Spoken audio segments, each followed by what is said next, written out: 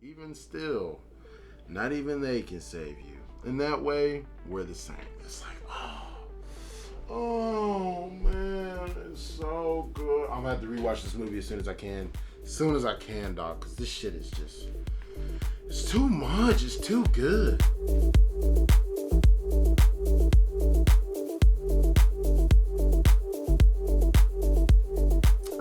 What is good, people? It is your boy T-Rav. I'm here once again. Yes, the Chronicles of Mickey continue, y'all. This is the Thor, Love, and Thunder movie review. And let's just start right here. Bravo. I'm telling y'all, I don't know what's going on. I know what's going on right now. It's the power of Mickey, son. But Marvel's going crazy. Disney ain't slowing down, y'all. You know, we may have had a little hiccup in terms of the grand build-up and reception we got for Eternals. But since then, Spider-Man No Way Home. Doctor Strange. Wanda.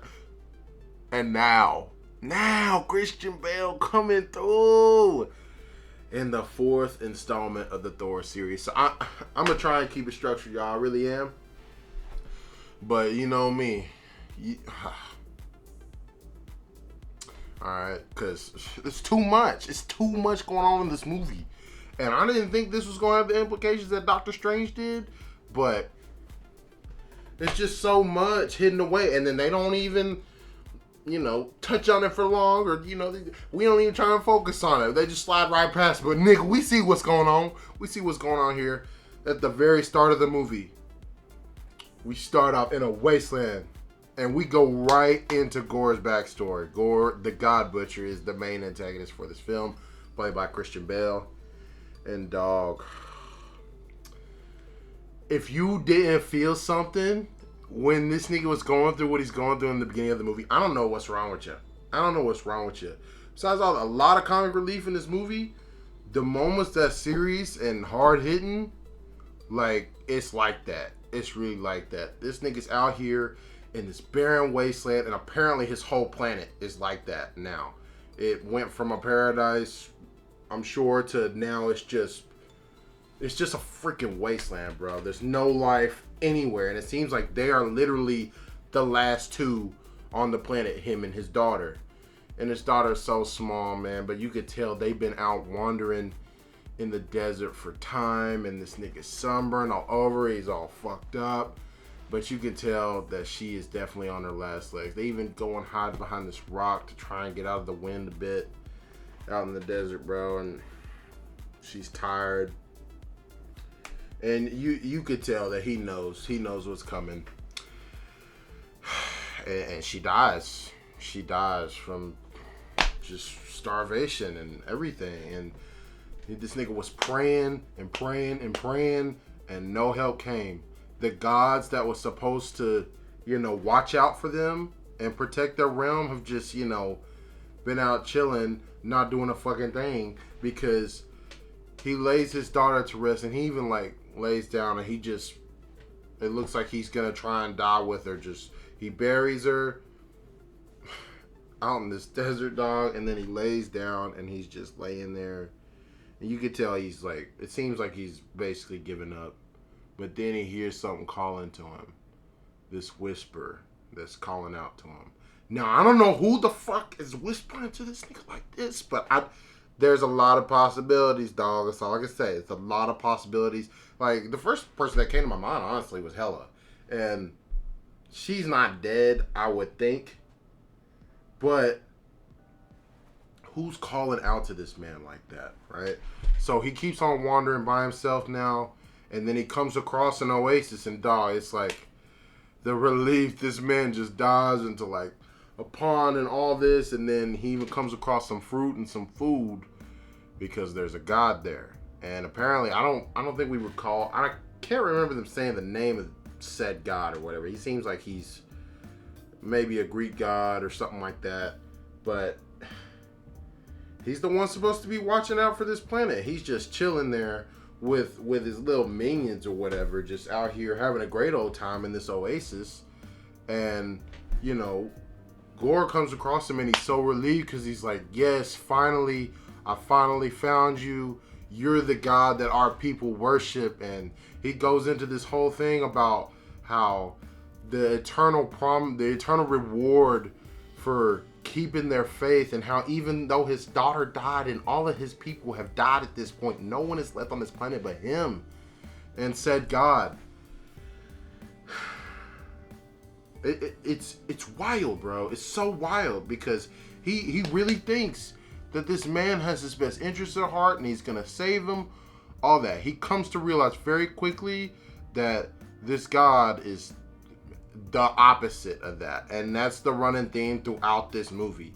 The gods are dickheads, bro. Like, just straight up dickheads. I mean, the first thing he says when Gore comes and eats just one of his melons or whatever is, oh, look at that thing. He's eating up all my fruit. And he's just like talking shit about him, all this other stuff. And he's making fun of him. Like, oh, he expects a reward. And then he's like, my kingdom will last. You know, I don't really need people like y'all. You know, followers, they come and they go and then they'll be replaced. And then it's fine. Why should I care about things like you? I mean, it's some real deal, like, racist type stuff. Like, he has the God complex. Obviously, he's a god, but dude, it's like, these people put so much faith in you. They put so much faith in you, and this is what you are. And then you see that off to the side is some creature that's been killed. And then there's a sword next to it. Apparently that's the necro sword, or the necromancer sword. Now this sword, from what we're told by Valkyrie later on, is that this sword has just been around since the dawn of time. It's passed from person to person, and it actually infects people to a degree, and it like curses them. So it grants them great power and all that stuff, but eventually it's going to kill them. Like, that's undeniable. We don't know none of that stuff yet. And he's talking to this God about, like, my Lord, like, your kingdom is already fallen. Look around you. Like, how could you sit here and do nothing? And then he just starts getting on him and getting on him. And then he even goes so far. At that point, after all that has happened, then he's like, you know what? I renounce you. And he takes off his necklace with the visage of said God. And that definitely fucking pissed him off. And then he grips his ass up and he's about to kill him. He's about to fucking kill him. And for what? Because you weren't doing anything. You weren't helping nobody but yourself. You know, you out here just oblivious to the whole situation. All your people gone. Your followers gone. But hey, he's like, you know what? Your life finally has meaning now. Because you'll just be a sacrifice towards me. And he's like, fuck that.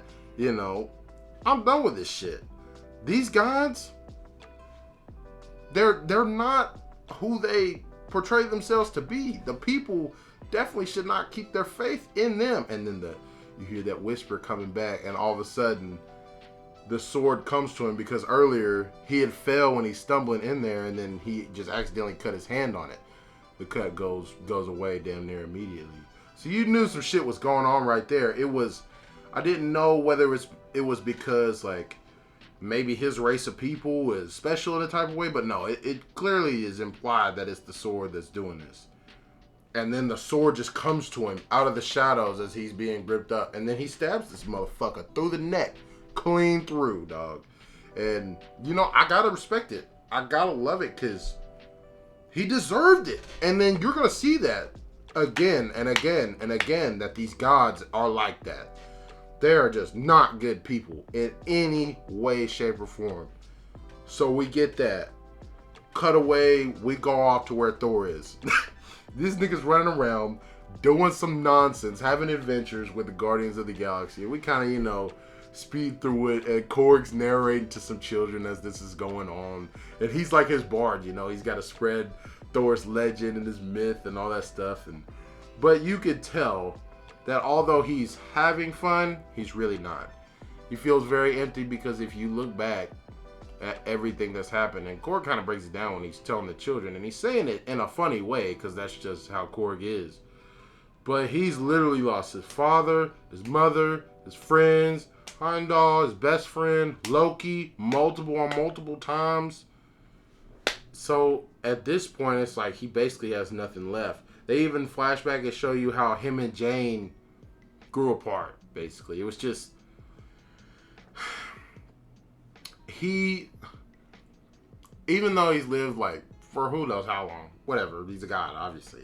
But he's lived for so long, but he still doesn't realize how he keeps people at an arm's length. And, like, I guess his excuse for that is because, you know, he needs to go out and fight and save the world and have a good time, whatever. But you see them slowly growing apart, and it gets to a point where just Jane just leaves and writes a note, dumps his ass. So it's really funny when he talks about that, because it's like, yeah, like, you know, she dumped him, not the other way around, all right? But, you know, honestly, I think it was both their fault, because she was diving into her career more because he's not around as much or whatever. But it's not like he was just leaving just to leave. He was going off saving the world, saving the galaxy, whatever. You know, Nick Fury calls, this nigga was on it. He's going to go help, right? So they grow apart. They haven't been together, I guess, for over 8 years, which I didn't realize that it had been that long, but I guess it has. And you can tell when he's with the Guardians that he's searching for something. You know, like, he's with them, but he's not even really participating in most of the fights or whatever. And then it gets to a point where he's just like, you know what, I'm just going to go sit and meditate up under this tree. I'm just going to wait until someone really, really needs me. And then the Guardians eventually come back and tell him, like, Thor, we need you to come win this battle for us. And, bro, it is straight jokes, dog, because this man comes out, and the Guardians is having a hell of a time. They're getting the work put on them by these Hawk people, this random aliens of Hawk people that have come and taken over the shrine, or like the sacred temple of these people, who this temple was protected by their god at some point, but the God Butcher has come through already at some point, and then there is no god to protect their realm anymore or whatever, and that's continuously happening. And you find that out very quickly after he finishes up the situation, which is so ridiculous, dog. I mean, this man's doing flying kicks. He's doing the splits. He's doing all this other nonsense. And he even goes and he takes out the whole army by himself. But he destroys the shrine and all that in the process. But they do give him payment in the goats. The goats is hilarious, dog. These niggas be screaming and it's just straight nonsense. It's just ridiculous. But you're already starting to see the God Butcher's out here. He's doing his thing. Like, he's taking out hella gods. Now, none of them seem to be like real high level gods as of right now, but you could tell it's getting worse and worse. A whole lot of realms and planets are suffering because there is no one to protect those places anymore. And then it's basically like just total anarchy is starting to take place across all types of galaxies and all that. And then the Guardians kind of, I guess they have information coming into their ship so they can see a lot of what's going on all over the place. And then he sees his friend Sith, who is, Lady Sith, she's jacked up, bro. She's about to die. She sends out a last call distress message because she was actually going after Gore herself, but she didn't realize that he kind of led her into a trap. And he cuts her arm off, and we think she's going to die, but no, she's not going to die. She's pretty good. Because she's not a god. That's the thing, right? He's really only got smoke for the gods. Every single one of them, doesn't matter which religion is from or mythology is from, he's coming for all of them, all right? Because he made a promise and a vow in front of his god that he killed that I'm going to wipe all you niggas out just so we never have to misplace our faith in y'all again, right? And so he goes to Sith, and he has to break up with the Guardians at that point, which is good because while I did kind of want to see them together a little bit more, it was good because he's so much more powerful than them, to be honest. And it's like, he's got bigger fish to fry. I did think it was a little bit weird that the Guardians just took off and was like, oh, there's so many people in the galaxy that need help. You go help Sith, and we're going to go help other places in the galaxy. Why would you not stick with one of the big targets probably for this nigga? It doesn't seem like he is, but there's a better chance of running into the main man, the head honcho villain, as opposed to going and helping out little random planets. I mean, I know it's for a good cause and it's good stuff, but you gotta kind of, you know, think about the whole situation. You'd rather go after the big villain, provide as much support as you can, because Thor is really, for the most part, kind of on his own right now. You know, he's got Korg, but that's it. And then he realizes that Gorr's on his way to Earth to go and take on New Asgard, right? And really and truly, this is all just a trap to try and draw him out.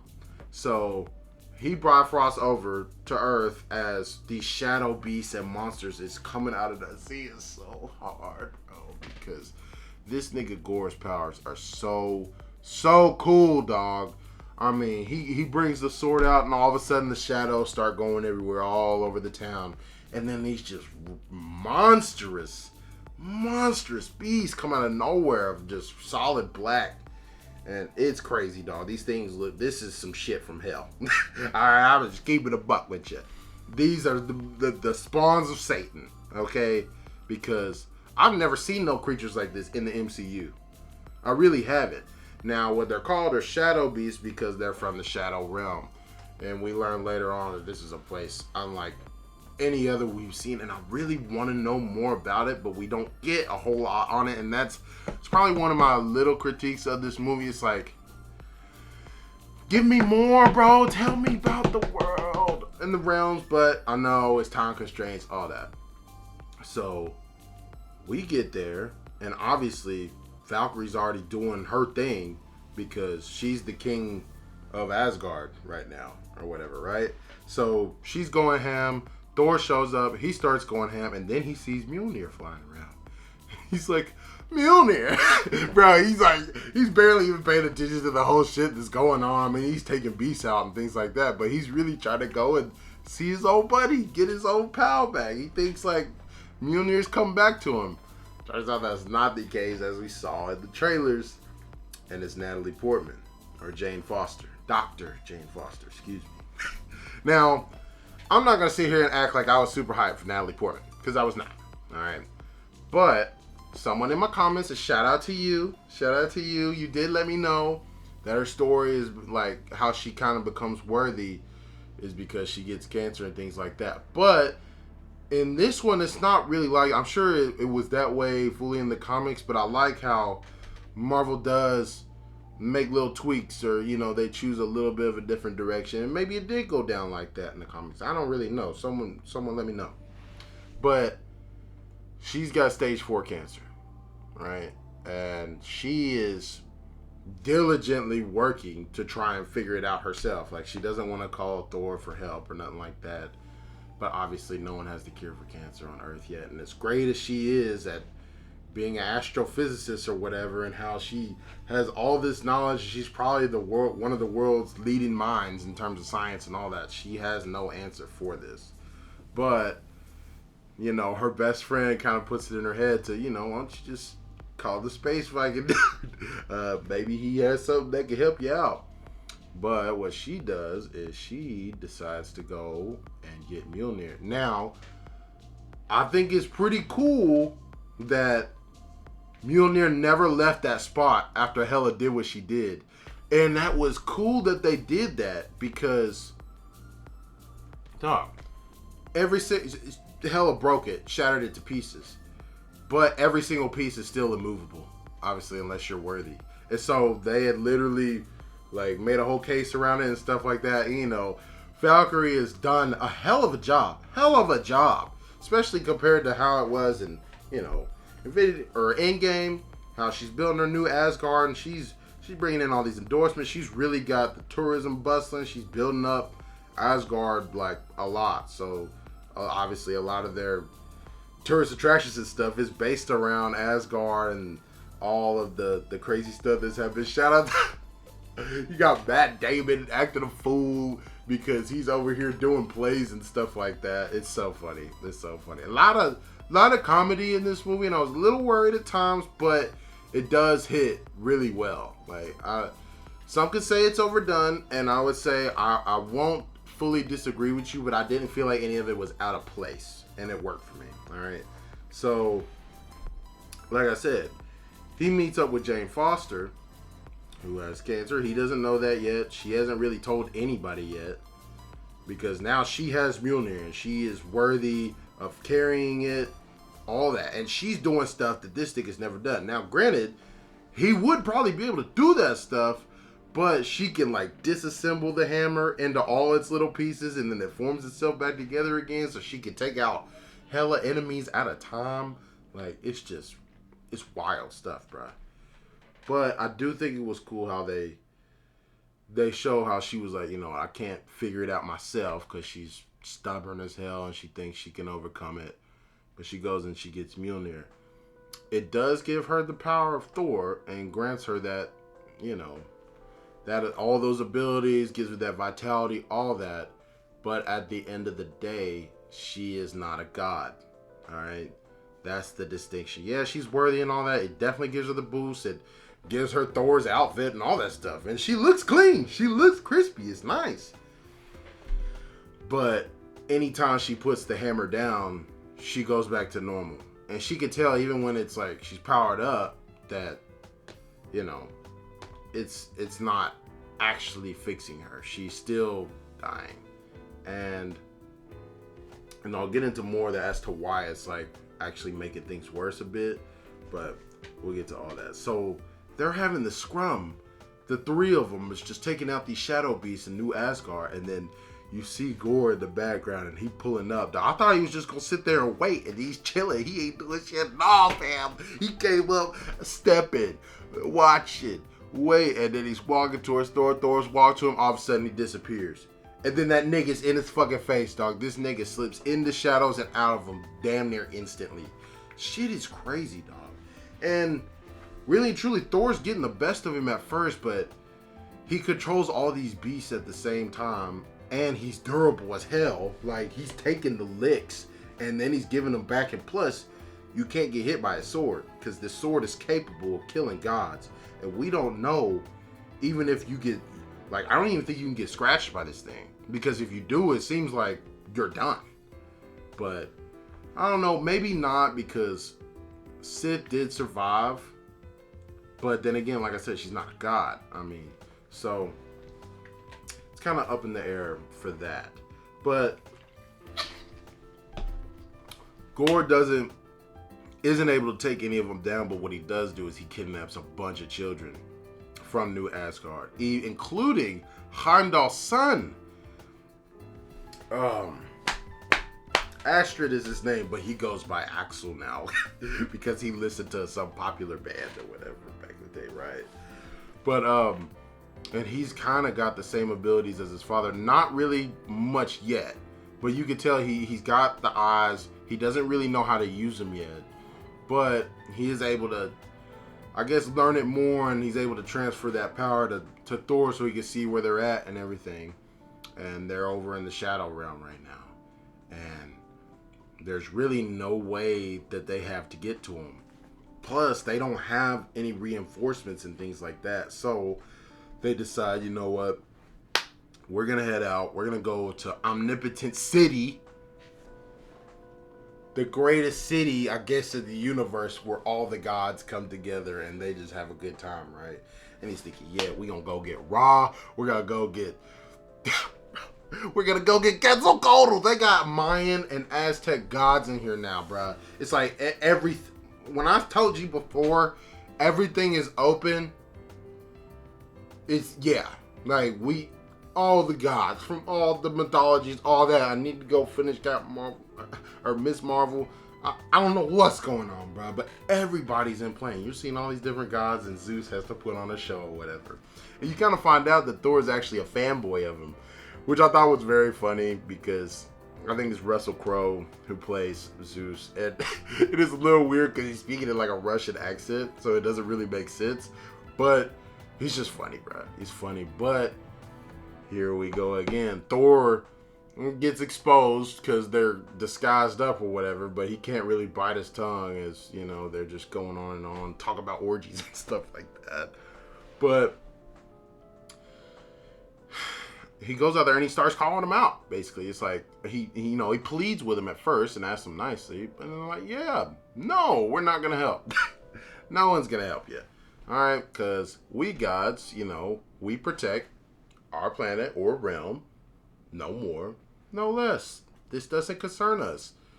These are Asgardian problems. They should be solved by Asgardians. And it's just like, bruh, do y'all not see that this nigga's running around and knocking gods off left and right? But it's just like, oh, but you know, those were low level guys. It's not really a threat to us. And, you know, he doesn't really have a way to get here because no one knows how to get here. And once you do get there, apparently you can't leave because Zeus feels like if you do leave, then somehow Gore is going to use you to come back to that place and basically take advantage of you. All right? Which is probably not wrong. That is probably true. But the fact remains is that these niggas just bums, bro. They ain't trying to help nobody. And you know what? Valkyrie and Jane Foster are like, you know what? We're coming in here to knock some heads. So you tried the diplomatic way, Thor. But, you know, if it ain't going nowhere, we cracking them. We cracking all of them. And it ends up getting to that point because obviously they're not willing to help them at all. They won't give no assistance. They won't give their weapons to help. Nothing. Right? And then they start battling against all these guards and things like that, which is really, it was a cool fight. I'm not gonna lie. That was one of the cooler fights because you see the different ways that, number one, that Jane Foster fights and then how Thor fights, because he's a hell of a combo with Korg, I must say. And then he even starts using the little lightning whips that had chained him down at first by Zeus, and he starts taking people out. Things like that. Valkyrie's doing her thing. They're comboing. And then Zeus one-shots Korg. And I'm not going to lie, I got scared for a second, bro. I got really scared. And not going to lie, that would have been... I think they probably should have went ahead and killed him. Mainly because there was plenty of comic relief in the movie. But it would have been a really hard-hitting moment. But as soon as he does that, you know, he goes over and he's trying to put him back together because he's like falling apart and then he crumbles everywhere. But then you search through the rubble and his face is intact. I don't get it how it works, but whatever. At the very end of the movie, somehow this nigga's been put back together again. They don't really explain it, but it's fine. Whatever. It's Korg. You know, we don't look too much into that. But after he does this, Thor gets fucking pissed off. And he takes that lightning bolt because Zeus tried to do the same thing to him. He catches this bitch, supercharges it, and then chunks that motherfucker at him, one-shots him right through the chest. Now, obviously, Zeus isn't dead because you need certain weapons to kill the gods, and it would be kind of wild if he could get killed with his own weapon like that. But they're causing a madness, and then they steal... Valkyrie steals the Thunderbolt, and she's gonna, you know, use that as her weapon when they go and take on Gore, right? And they have to get out of there quick, fast, and in a hurry because, you know, obviously all the gods are not too happy about that, and then niggas is after them or whatever. That doesn't really go much anywhere because they're able to make a pretty clean getaway. One thing I must point out, there was Celestials chilling. Obviously, they was too big to fit in the arena, but they was just outside chilling. What? Bro, I can't stress that enough. You got Celestials just out here chilling. It's wild. It's absolutely wild. But now they know where Gore is, and then they got an extra weapon for Valkyrie or whatever, and since they received no help, fuck it. They're going to have to go on their own. They don't have an army to support them, but time is of the essence. This man is not waiting, and plus, they don't know if he's going to keep the kids alive or not. And, bro, there's this scene where, you know, Thor's come to him a couple times through Astrid's, you know, ability to transfer a sight, and then after he leaves, this nigga Gore just pops out of the fucking shadow like he's been sitting there the whole time inside the cage with the kids. And bro, he just starts talking, and I like how he was acting, bro, because he's, in a way, he kind of feels like an over the top and really just a crazy ass nigga, but then he like gets super serious at times, and it just gets it gets dark for him. It gets real dark, and he's putting the fear of God in these children, and it's menacing as hell because he's speaking, bro, and he's not telling no lies. He's like, you know what? These gods, they're not going to protect you. They will abandon you. I had a daughter once. You know, she was kind, she was funny, she loved to draw, all that. She was a lot like you, bro. Like, it's wild, bro. It's so wild how he's just speaking, even to these kids. Like, it's unnecessary, but he even lets the kids know. It's like, no, yeah, I know he's gonna come. I know he's gonna come for you, but that's why I took you in the first place. You know, it's like he knows how to draw these niggas out, because he also points out how Thor is not like any of the other gods, and the fact that he actually cares to a degree, and not just about his own people, but just people in general. So they're on their way to go to this planet. They get there.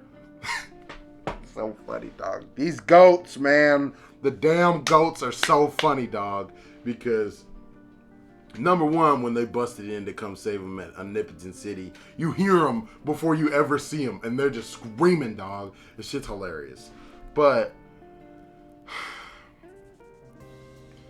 they travel to this planet. Number one, they crash into the fucking planet. It's not a huge planet, but it's a decent sized one. And it's just funny as hell. Funny as hell. But I like how they shift from the real funny moments, then all of a sudden it gets like super, super serious. Because right after this, they're searching stuff. The cage is empty and gone. The kids are nowhere to be found. And then they come across this, I guess, shelter in this planet. Now, this planet is also in the shadow realm, clearly, because as they started getting closer to it, all of the color in their designs and everything, it just fades away. And it's so cool. They was talking about it. It's like color doesn't even dare to tread in this area. Like, the shadow realm is like, it's different from every other, and like, it's a unique place, and you know it when you feel it or see it. And that's how Thor really knew where they were, because when he got you know, Astrid's sight for a second, he was like, okay, I can feel it, even as an astral projection. He knows that they're in the shadow realms. They go to this planet. They're searching this temple thing to try and figure out where the kids are, get some idea of what Gore's up to. And then, you know, Jane Foster comes across like these ancient texts where this nigga's trying to get to eternity. And even the gods mentioned this before. Now, eternity is, we don't really know what it is, to be honest, but it's someplace in the center of the universe, and there's a being there where it can grant you anything once you get there. So his goal obviously is going to be to kill all the gods, like in one foul swoop, once he gets there. But what Jane Foster discovers is that they need something to open the Bifrost to do it. And what is that? Stormbreaker. And shout out to her for the quick thinking, because as soon as she realizes this, and then the shadows start going everywhere, so you know this nigga's closing in, she runs out, and then she just chunks Stormbreaker as far as she can, like basically off planet. And then the three of them meet back up, and then you see this nigga at the end of the hall just creep out, and then the Shadow Beast is coming out with all the tentacles and things like that wrapping around everything. Bro, this man was looking so hard, and now that they're in the Shadow Realm, they essentially they stand no chance. They stand no chance, because it's like, this nigga's controlling everything. He 3v1s them, but it's not a 3v1. He grips them up basically immediately, because in any place of darkness in this place, which is most of what it is, because this whole realm is in black and white, these shadow beasts can come out of everywhere, and then he just controls them seamlessly. So he grips all of them up, and then he just starts breaking them down, dog. It's so wild. It's wild, it's wild, it's wild.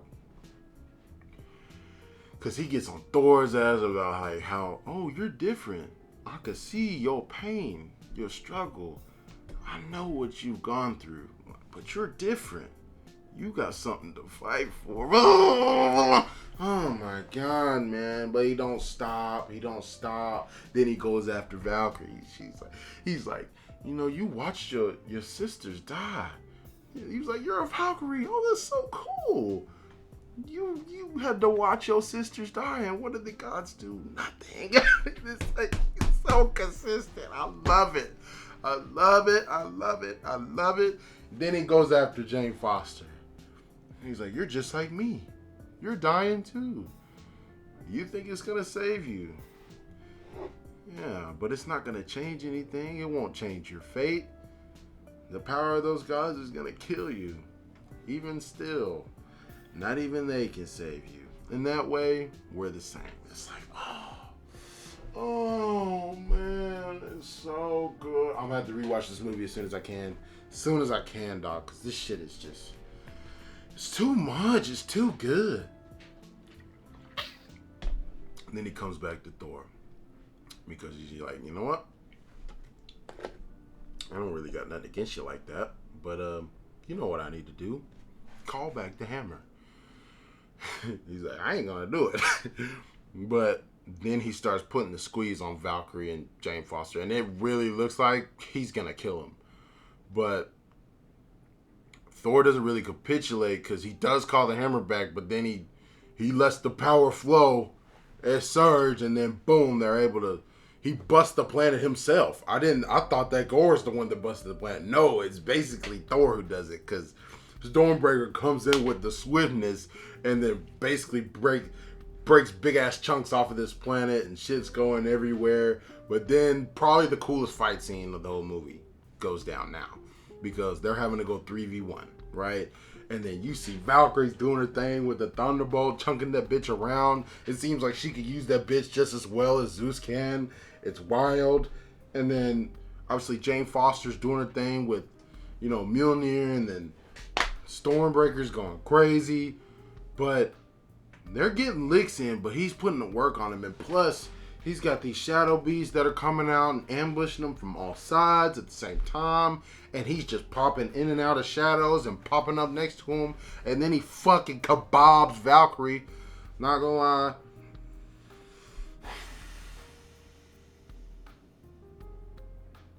You should have killed Valkyrie. You should have killed Valkyrie. I like her a lot. I really do. But just to even further cement the threat that this man poses, I feel like you should have killed her. But that's what we kind of see. Anybody who's not a full god, or, you know, like how Thor is, it doesn't seem like he's on it with him like that. Because anybody else has basically been left alive. Now, he'll fuck you up if you get in the way, aka Lady Sith, aka Valkyrie. But if you're not a god, then it doesn't seem like he's on it like that. But I thought she was dead, bruh. I'm not gonna lie to you. I thought she was dead. And then he starts trying to go 1v1 with him because, you know, Valkyrie's down. Jane Foster's on the back foot. She's getting to work a bit. And obviously he's the heaviest hitting one out of all of them. So he tries to go take this nigga 1v1, and it's not going well. He's getting licks in, but it's not doing anything, dog. This nigga's hella durable. But it seems like he's just nigh invincible in this realm. So they're on the back foot hard, and then Thor tries to go and get him right quick and use the Bifrost to get out of there like as quick as they can. And then as soon as he does that, this nigga pops up like right under the fucking Bifrost circle, and then he's able to fucking wrestle Stormbreaker away from him, and then they get sent off back to Earth or whatever. So now he has what he needs to go to eternity and get what he so desires, and clock is ticking, bro. But once they come back, Jane's separated from Mjolnir again, and this time she's out. Clearly, the effects are getting worse and worse, and then the doctor breaks it down that something is not allowing her body to fight the cancer, right? And it's Mjolnir, because Thor breaks it down too, because he's like, you know what, yeah, I'm just gonna go out and I'm gonna do this, and I'm gonna go it alone, but I'm gonna go save the kids. Y'all just stay here and it's all good. Because Valkyrie's out the fight. She lost a kidney. I think she should have died, but besides that, she's out the fight now, right? But Jane Foster's ready. She's like, all right, let me just take the chemo out and then, we'll get Mjolnir and we'll go. And he's like, no, you can't do that. You can't do that. Mjolnir is what is killing you. You're a mortal being at the end of the day. Every single time that you use Mjolnir, it's sapping out all of your strength, thusly making her condition worse and worse to where she cannot fight the cancer off. And she was already in stage 4 before, but you could tell, even just the few times she's used it, that it's killing her. It's like, there's no doubt about it. Mjolnir is killing her, and he's like, please, like, just, I know, like, I would love to have you fight with me, all that, but you have to take your chance. If you have a chance to live, just take it. No one knows what could happen, but if you're gone, it's done. There's no more chances after that. But I'm not gonna lie, I love her answer, dog. It's like, I'd rather go out fighting, man. It's like, then they've been reconciling throughout the movie, like the love's being rekindled or whatever, all that. Because obviously they both have hella feelings for each other, and Thor is more open with it, honestly, than her. But once he really like opens up that last time before they went to that planet, you could tell she was back in. She on the Thor train, but she broke it down. It's like, I'd rather go out fighting, because that's a life, even if it's not much left, or whatever. Like, I'd rather do that than sit around with this. Like, and you call this living? And she's hooked up to all these IVs in the hospital. She can't do anything, bro. Like, and it's like, that's really powerful, because if you only have so much time left to live, I get that. And like, the end road is set. There's no changing it. You're gonna die. But she was willing to fight. And honestly, that is why she was worthy of having the hammer. All right. That's the reason why. It's not the true reason as to why she can wield the hammer, because we find out, like, earlier on, that the actual reason why she can wield it, which is so cool, is that Thor just made a comment to Mjolnir one time about, like, they was out partying or whatever. They came back and she's passed out, and he's dressed up in his fucking hot dog suit from Halloween, and he's like cuddling with Mjolnir, and he's like, you know what, buddy, she's the greatest, and if I'm ever gone or whatever, just make sure you promise me to protect her. And then as he's like, touching on Mjolnir, he doesn't see it happen, but a new, I guess, rune engraving pops up on it, and that's kind of how she got possession of Mjolnir and why it put itself back together for her earlier in the movie. But this is the real reason why she's worthy, because not a lot of people would do that, bro. And like, I get Thor's side too. It's like, why just give up when you know that this is just speeding up the process? Like, maybe there's something out there. Maybe there's a place that we can go that can fix this problem, something. But if you keep using the hammer, if you use it one more time, it is going to kill you by the end. And so he goes off by himself, because it seems like she's listened to his words, like, because he makes a heartfelt plea, dog. And I'm not gonna lie, that was a tear-jerking scene. It almost got me. Not as much as the very first scene. The very first scene, I'm not gonna lie to y'all, dog, I was on the verge, because when Christian Bale had to bury his daughter, like, number one, when he was just holding her and basically having to wait for her to die, and then he had to bury her and all that, it was so sad, man, so sad. But this scene was like that too, to a degree, because you're just seeing that philosophy of how, would you rather struggle and go out fighting and live your life to the fullest for however little time you have left, or, cling to life, but at the end of the day, how much living are you really doing? You know what I'm saying? So I get it on both sides, and I really do respect it. So Thor goes off because he knows where he's going. He's going to the center of the universe, eternity. And honestly, this place looks just like where Thanos was before. Which makes me wonder, did Thanos know about all that? Did he know about the gateway? I'm sure it's a different place, probably. But if he knew about that, why would he not just make that his plan? Because if he did that, you wouldn't need the stones. You could accomplish the same thing by asking this being in eternity to make it this way, to take out half the universe if he would have chose to do that. But it clearly seems like he didn't know about all that. But you would think that he would know something about all that, because it seems like it's pretty common knowledge to all the gods, and Valkyrie was the one that broke it down to us. So that is one thing I question a bit as to why Thanos didn't know about that. But I mean, the Infinity Stones is like I guess an easier way to go about that, because it's very difficult, I guess, to go this way, right? And so Thor pulls up as he's using Stormbreaker.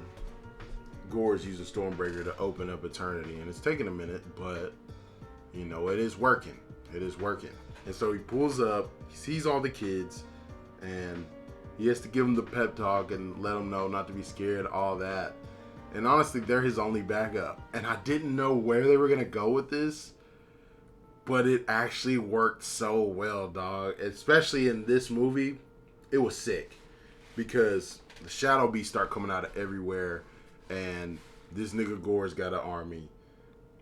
And he's got a little army too, technically, but these are normal ass kids. I mean, a lot of them aren't even Asgardian. Like, you know, Heimdall's son he's got power, but it doesn't seem like he has any physical power that we know of. Like, he barely even knows how to use his eyes and stuff like that. Like, Heimdall was a capable fighter, but Astrid's never been taught how to fight or nothing like that. And all the kids admit they have absolutely zero battle experience. And Thor's like, you know what? Don't worry about all that. Just get your weapons and assemble. Shit's hilarious. And he was like, they were like, get your weapons. He's like, whatever you can pick up. And so the kids go and pick up all types of random shit. And what he does, and see, this is how you know that he's on the level of Odin right now, right? Like, he may be Thor Odinson, but like, he's past that, dog. Because just Thor could never do this. Now, I don't know, because, yeah, he doesn't even have Stormbreaker at the moment. Like, Stormbreaker is being used by Gore, so this is just straight his power. He imbues all of them with the power of Thor, dog. And you see all the kids spread out, and then he has Zeus's lightning bolt, which he can use so well. And it kind of works like a Bifrost in a way too, but it's just a teleportation thing. It ain't even like, you don't have to travel. It's just, you're there, basically. And so he's going to be fighting with that. And then he grants the power to the kids, and you see them spread out, but then you see the power surging and going to every single one of them, and you see the tree of Yggdrasil as he does this. It's wild, dog. I did not think he would be able to do something like that, especially without it hindering his own power. Like, what? And I need to know more about this place, dog, because as you come in, then they don't even touch on it or nothing. And obviously you can in this moment, because it's like, this is a high stakes moment, but you see the statues of different Celestials and all that. Like the one that pulled up on the Eternals at the end, like, I'm here, bitch. Yeah, that nigga's face was on the wall along with all types of other ones. And then the main statue that you see at the end, I guess, of what this being is, my nigga. Oh. I didn't think they was gonna do it, and they did it. It's a fucking Watcher. It's the Watcher. What? Bro, are you kidding me? I mean, we saw the Watchers chilling in Guardians 2, I think. And it was just kind of a little throwaway moment, honestly, because, you know, that was just one of Stan Lee's cameos or whatever. But, no, you actually see the Watcher this time. It's just wild. But a big battle ensues, and it's crazy because the kids start going ham. Now that they got the power, they got a hell of a boost. They're able to actually take on all these shadow beasts and stuff and allow Thor to go 1v1 versus Gore. They're having a hell of a match, but this nigga Gore is just on it like that, dog. It's not, you can't really 1v1 this dude. Alright? Like, he takes all these licks, but he don't stop, bro. He doesn't stop.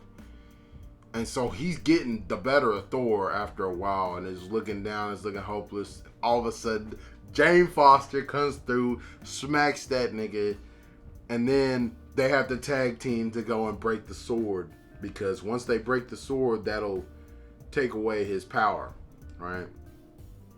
But you think it's over because they do end up breaking it, but then all of a sudden that bitch starts to reform some.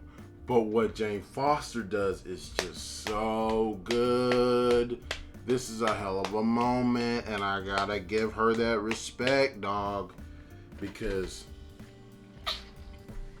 you know how before I was talking about how she assembles and disassembles that shit, where she did that again, and then all of those different pieces of Mjolnir attach themselves to all the different shards and all that of the Necro Sword.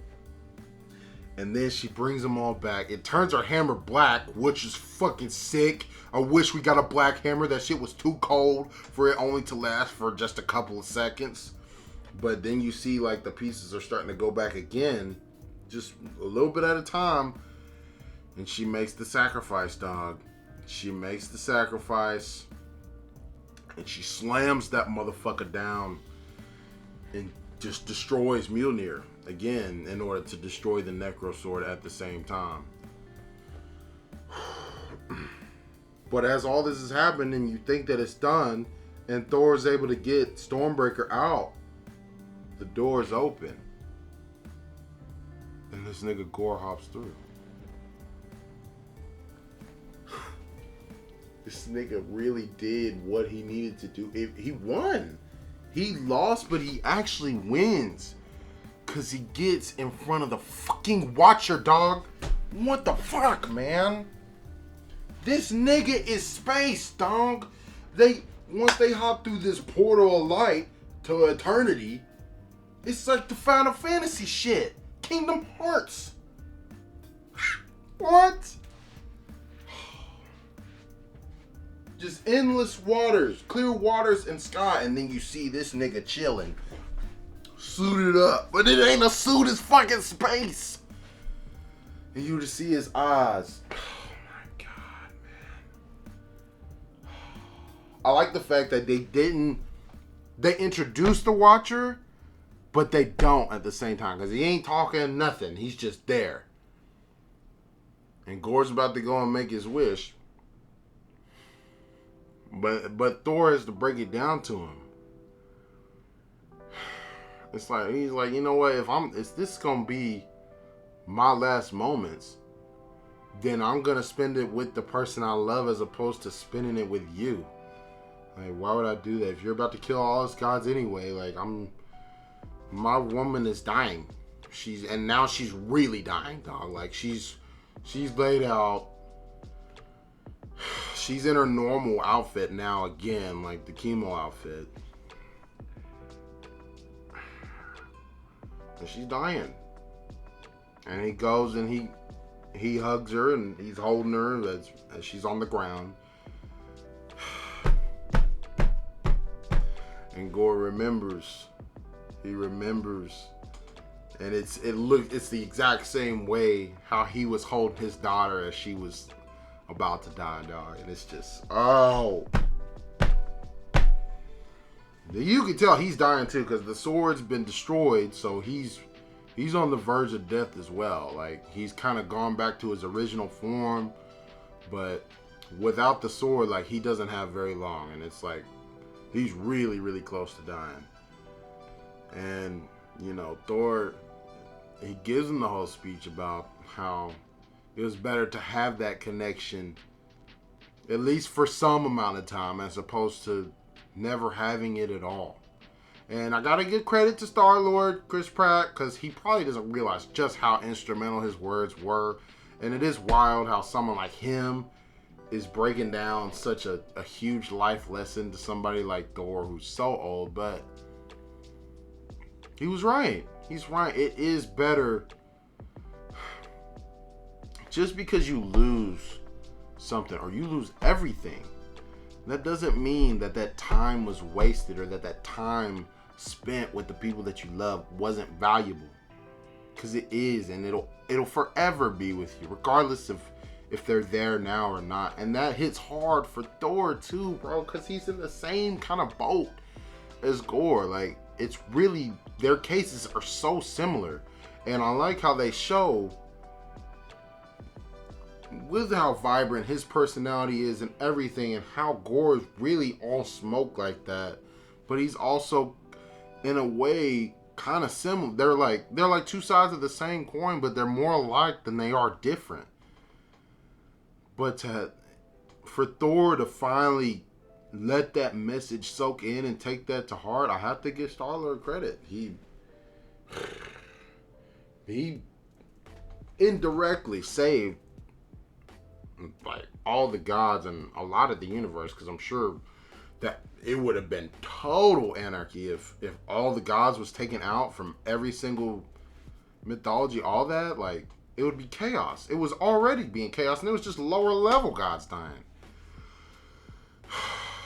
So he does make the decision instead of killing all the gods to bring back his daughter, and he makes the wish or whatever, and then you see in the reflection off the water as he's like, you know, half submerged, you see his child, but she looks like space, like how the Watcher was. And I was like, what the fuck is happening? And then all of a sudden she's there. So like, this nigga the Watcher just can do things that we don't understand. And let me know if I'm missing something, or if that's not really a Watcher like that. I mean, it seems like it. Every indication says that it is. But how is there no repercussions or anything for him doing this? Like, we don't know anything. We don't know how he's able to do something like that. Because obviously that's against the laws of nature. You shouldn't just be able to bring someone back like that. Like, I'm sure the Infinity Stones can do stuff like that. But I guess if you have enough cosmic power, you can supersede regular laws of nature. And as he's dying and his child is, you know, comforting him, she's not crying or anything like that. I think she gets it. And I think she realizes that her father needs to rest now. He entrusts her to Thor. And he's like, will you protect my love? And, bro, you gotta love it, fam. You gotta love it. Because for him to even the one piece of him, just a small, even 1% of him to have enough faith to even ask the question to Thor, to do that for him as he's dying, it's like, that's huge, bruh. That must have taken everything in him to do that.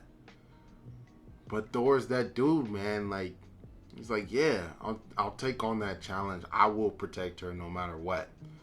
Like, that's my kid now. I will raise her in your stead. Like, it's Uncle Thor, bro. It's Uncle Thor. So good, so good.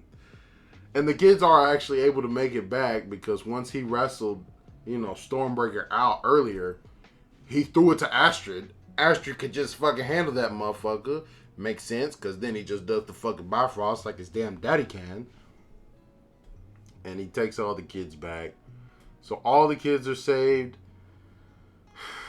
Jane Foster dies. And so does Gore. It's just...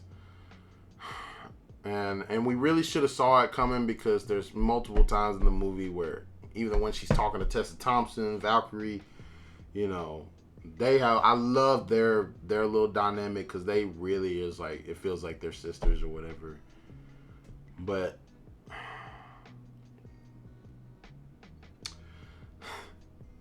she went out like a champ, and Tessa Thompson told her earlier, it's like, oh, you're a Viking now, basically. Like, you just gotta die in battle, and you gotta die in a horribly excruciating way. It was comedy at the time, but they were really trying to tell you, like, she's going to die by the end. And I'm glad that they committed. I am glad that they committed. Do I think that I'm not as upset with Korg, because he's like the bard telling the story like the whole time or whatever, narrating it to a degree, right? At certain key moments. But I do think that Tessa Thompson should have died. I'm not gonna lie. I know you gotta have a king of Asgard or whatever, but you know, that's Asgard's good now. And hell, Thor is still here. Like, he could be the king if he wanted to be. But now it flashes forward, and then they're in a house, and you know, Thor's whipping up breakfast for the little girl. She got an attitude on her. I'm not gonna lie. And I don't know what her power is, but she can just beam cosmic energy from her eyes. I don't know if she can do more than that, but that's what we do see, because she tries to hit him while he's making her pancakes, because she's talking about, I don't like pancakes. But you can tell it's like, that's his kid now, bro. And she listens to him, and she gives him grief, but she listens to him as, you know, as any kid would. And you can tell that they've definitely really bonded. Really, really bonded. And it's cool because now she rolls with him, because the hangar drops down, and then you see they're right next to a battle taking place of two different alien races. And he picks up Mjolnir, and he gives her Stormbreaker. And then they go out charging, and clearly she's got plenty of power to get down. And that's where the movie ends. So I must say,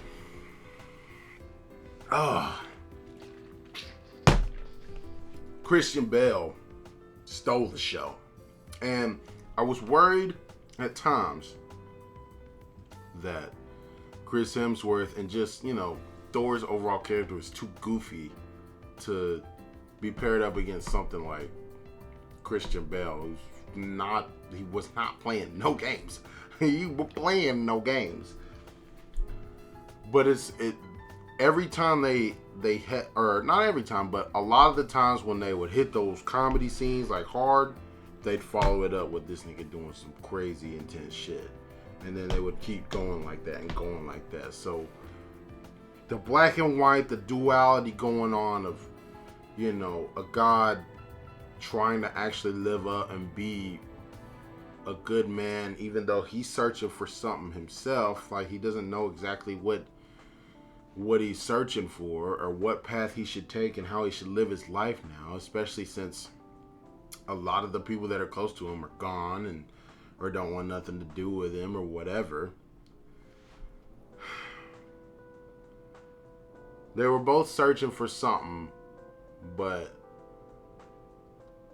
coming across each other really, it helped both of them. It solved both of their character arcs, because, you know, Thor has finally come to peace with, you know, suffering loss and realizing not to dwell on the fact just that you've lost them, but just the fact that you ever had them in the first place. And that was the message that Gore needed to take in as well, because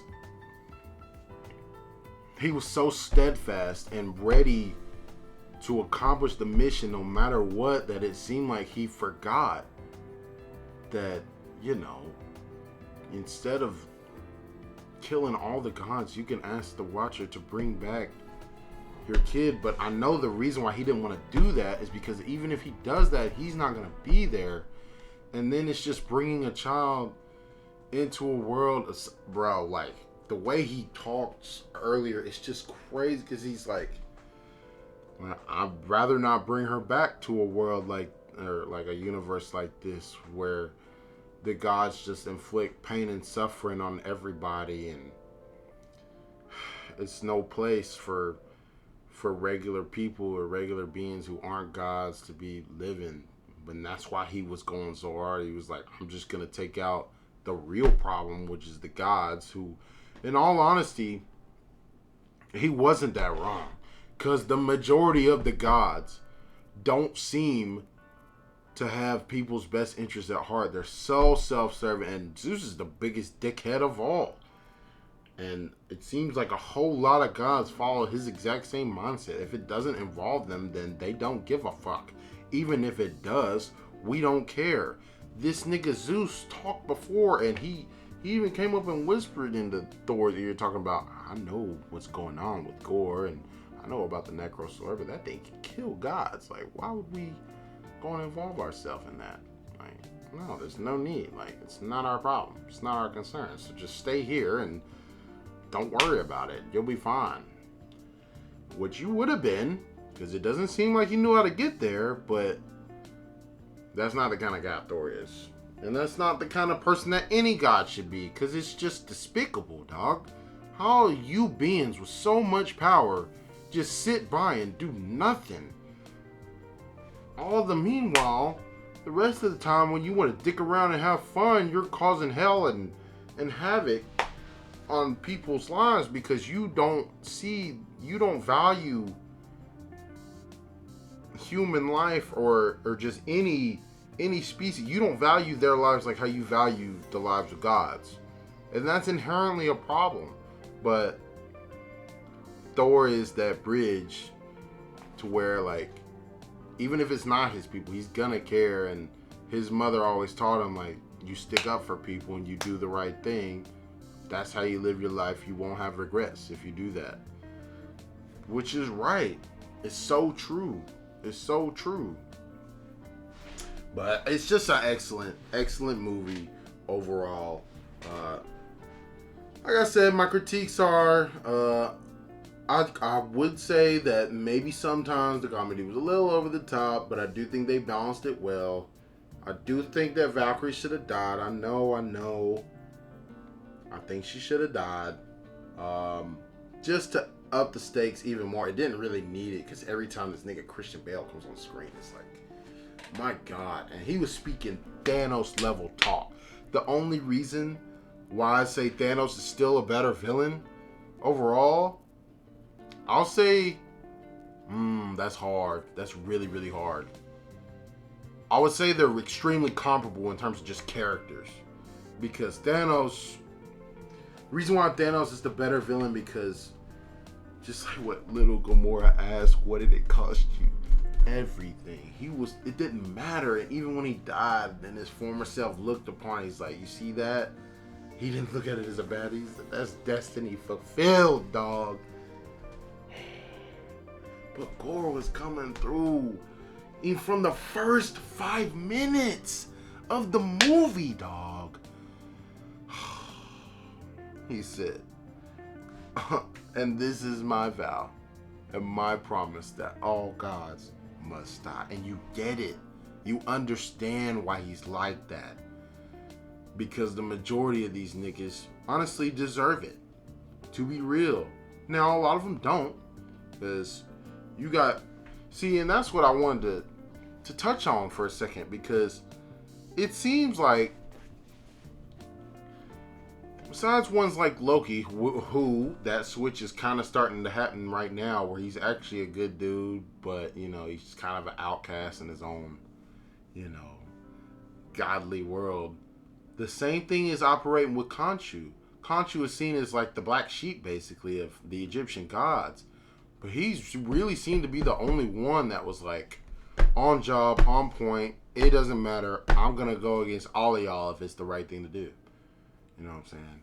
So, I wonder if the outcasts of these different mythologies are actually the righteous ones that we should be rooting for. Because it does seem like the overwhelming majority are just fucking dickheads, dog. They're dickheads.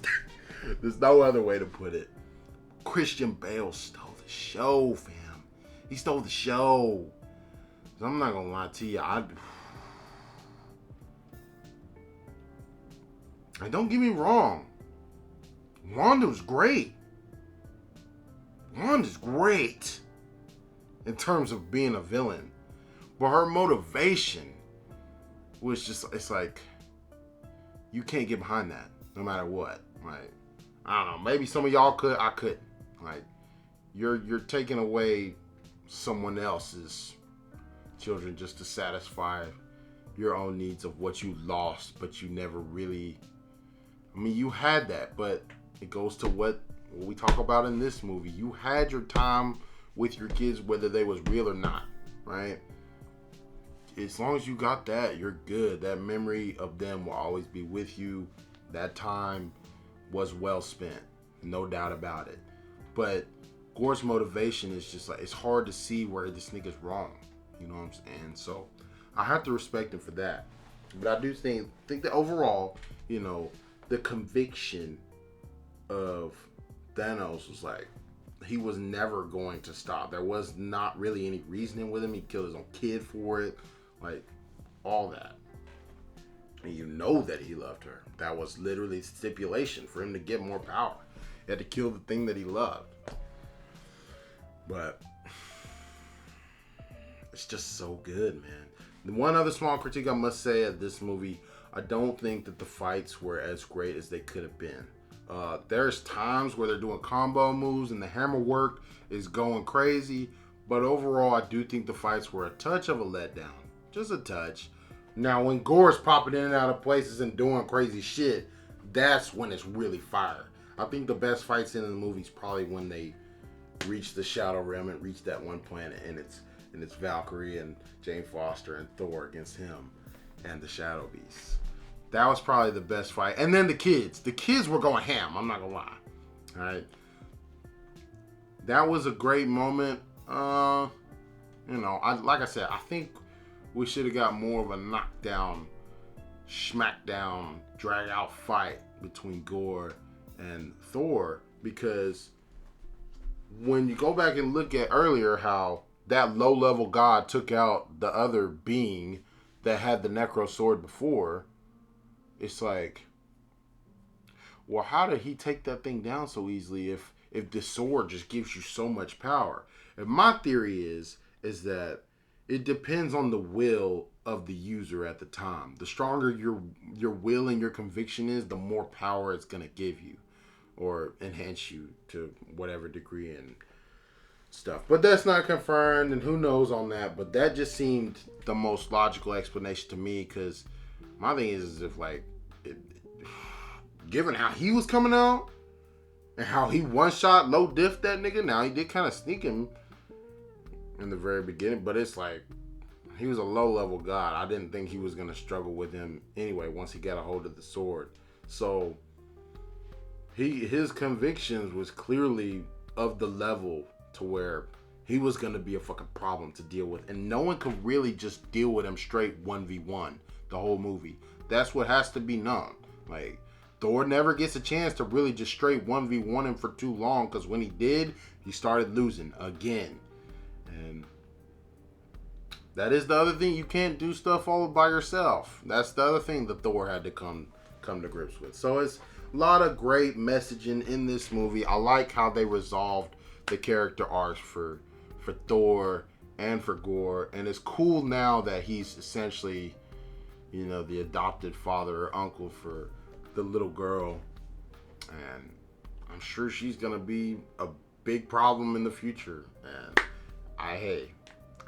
I'm definitely there for it. I like her. I think she's gonna be, you know, a good addition whenever way down the line she comes back into play. But now they're off doing their own thing, and so I'm kind of like that he's been separated again, and it seems like he's just gonna go around having different adventures and teaching her and raising her up the proper way. But all the time, he will always protect that little girl, because he made a promise to Gore. And hey, I really like how it wrapped up. I'm not gonna lie. So the rating for this movie,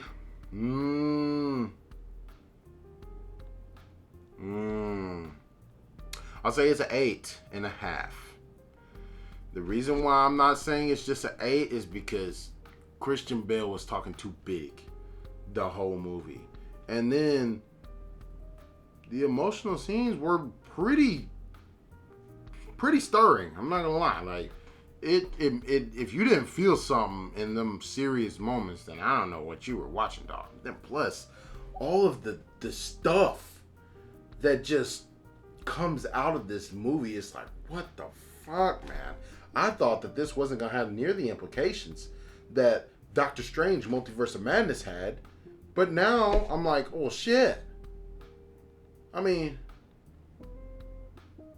no, like a Watcher's introduced. You got Celestials chilling out, just hanging out with gods and stuff like that. And see, this makes me even go back to Kang again, because this nigga Watcher's just here in the middle of universes or whatever, something like that. When this nigga Kang's somewhere on the same shit. Oh God, man, this is just, it's crazy. It's crazy. I can't wait for him to come through, because if you're getting big time actors like Christian Bale to start coming through and really playing these antagonists, just like, you gonna have to come with it, because this man gave a hell of a performance. I can't overstate that, y'all. Like, he was on it. Just the way he was speaking, his personality, how he's arrogant and cocky to a degree, but then at the same time when he gets serious, it's like, you know, he's not playing no games. It was great. Chris Hemsworth actually surprised me. I think he's really found that sweet spot in terms of the comedy aspect of Thor, because he's serious, but at the same time it's like he's such an idiot that it just works. It's just hilarious.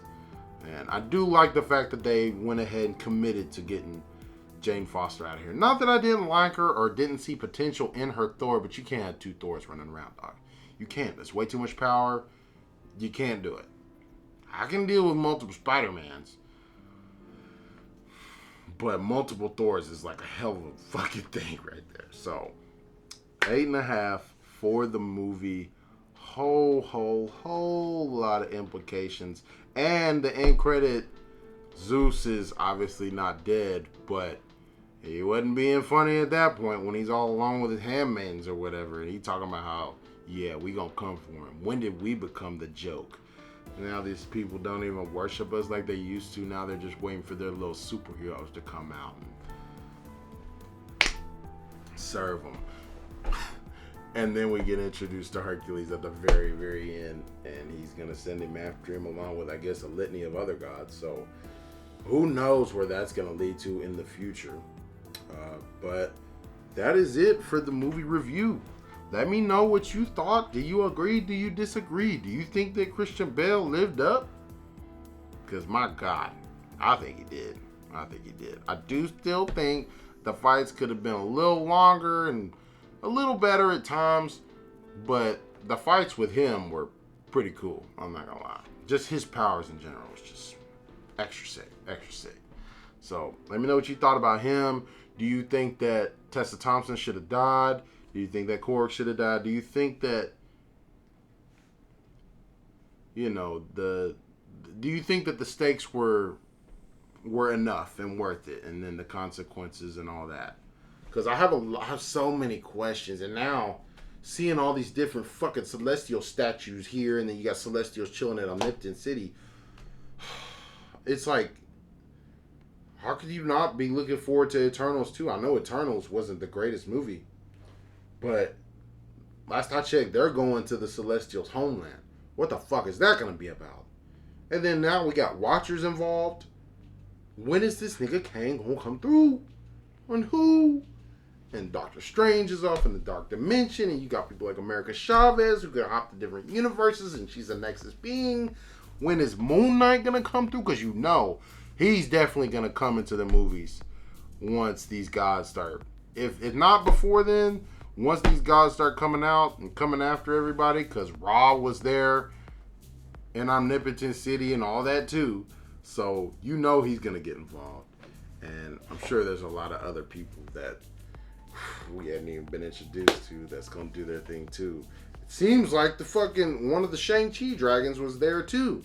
So I think they're going to bring everybody in. I'm just not sure how it's going to happen. But let me know what you thought. about the movie and all the implications going forward on the whole of the MCU. Just whatever theory you got, give it to me. Give it to me. Don't spoil me from some comic shit. Or, you know, you can. It's fine. But, you know, do your best to get your predictions based on the MCU as a whole right now and where you think we're going to go. I think the Black Panther movie or Wakanda Forever is coming out in November. Oh, I don't know about that one, y'all. I don't know.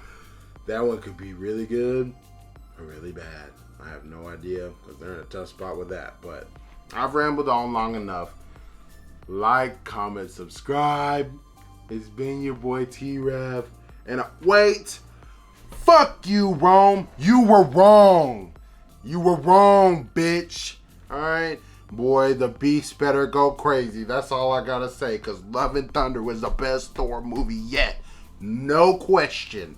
Not even close. That's just a damn good movie. Like, comment, subscribe. Be your boy T-Rav. I'm out.